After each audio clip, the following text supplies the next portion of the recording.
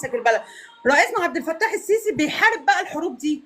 يعني رئيسنا عبد الفتاح السيسي عمل مدارس فنيه الشباب تخش فيها من بعد الاعداديه، مدارس فنيه اتعلموا ازاي يقف على مكنه، مدارس فنيه ازاي يصنع تصنيع الطياره، عمل ليها مدارس فنيه تصنيع الطيارات، ايوه.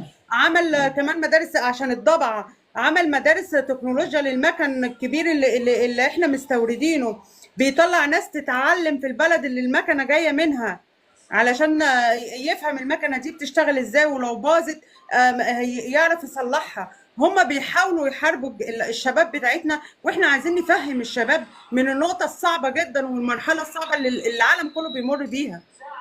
تغييب الوعي، تغييب وعمل الوعي هو مشاريع كده. يا فندم. تحياتي لكل اللي موجودين، معلش والله بس مشغولة وشايفة الصوت عامل ازاي، فعشان كده والله، ومش شايفة التليفون كويس. بجد كلامك جد. وبعدين هو عمل مصانع